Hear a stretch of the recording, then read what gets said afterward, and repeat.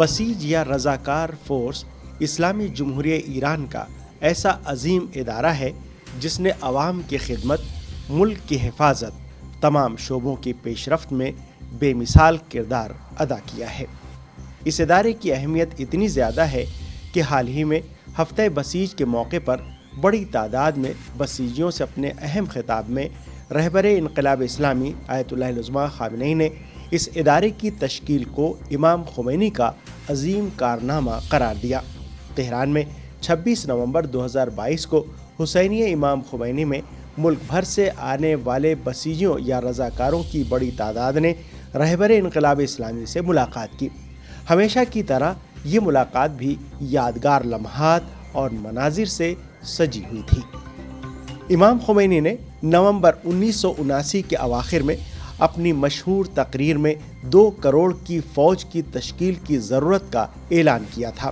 نومبر سن 1979 میں امام خمینی کے حکم پر بسیج کی تشکیل عمل میں آئی۔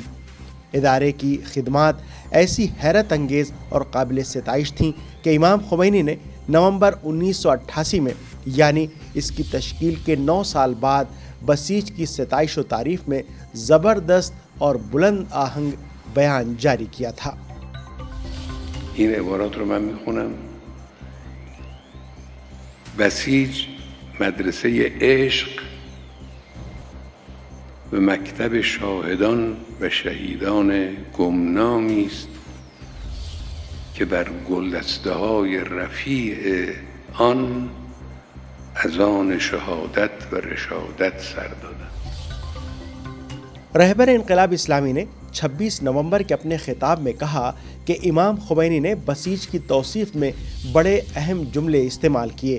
امام خمینی کے مطابق بسیج ایک ثمردار درخت ہے جس کی کونپلیں وصل کی بہار، یقین کے نشاط اور حدیث عشق کی خوشبو بکھیرتی ہیں۔ اتنا ہی نہیں، امام خمینی اس کے بعد بڑا اہم جملہ کہتے ہیں کہ مجھے فخر ہے کہ میں خود بسیجی ہوں۔ امام خمینی کی جانب سے بسیج فورس کی تشکیل کے کچھ ہی مہینے بعد ایران کے خلاف صدام کی 8 سالہ جنگ شروع ہو گئی تو بسیج نے اس موقع پر دفاع وطن کے سلسلے میں کلیدی رول ادا کیا۔ بعدها که جنگ شروع شد در سال 59، خب حضور بسیج در میدان جنگ بسیار کارآمد بود، گره‌گشا بود، به معنای واقعی کلمه پشتیبان بسیار مهم سازمان‌های رسمی نظامی بود مثل ارتش و سپاه۔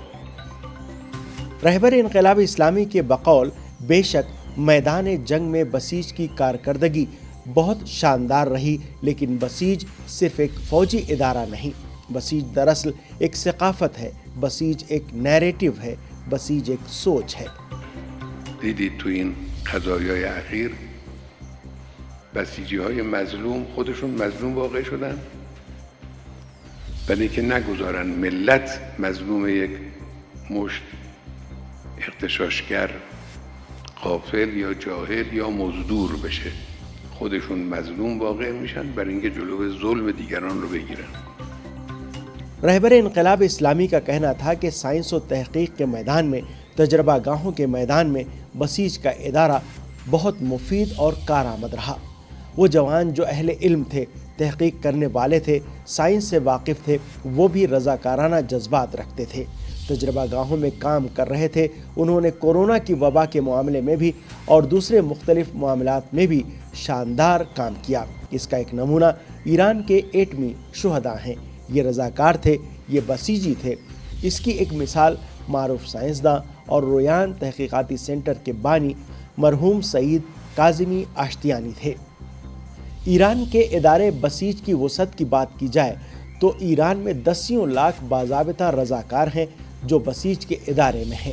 10 لاکھ رضاکار ایسے ہیں جن کا بسیج کے ادارے سے تعلق نہیں ہے۔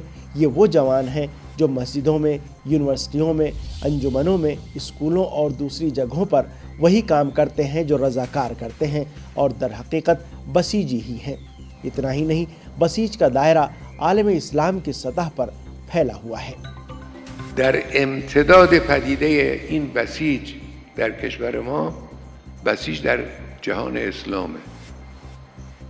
میلیون‌ها نفرم در جهان اسلام ما بسیج داریم.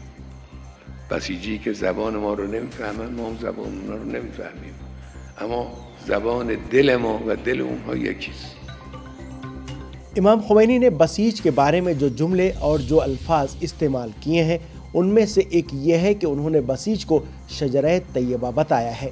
شجرہ طیبہ وہی ہے جس کے بارے میں قرآن مجید میں کہا گیا ہے، اللہ نے کس طرح اچھی مثال بیان کی ہے کہ کلمہ طیبہ یا پاک کلمہ شجرہ طیبہ یا پاکیزہ درخت کی مانند ہے جس کی جڑ مضبوط ہے اور اس کی شاخ آسمان تک پہنچی ہوئی ہے، جو اپنے پروردگار کے حکم سے ہر وقت پھل دے رہا ہے۔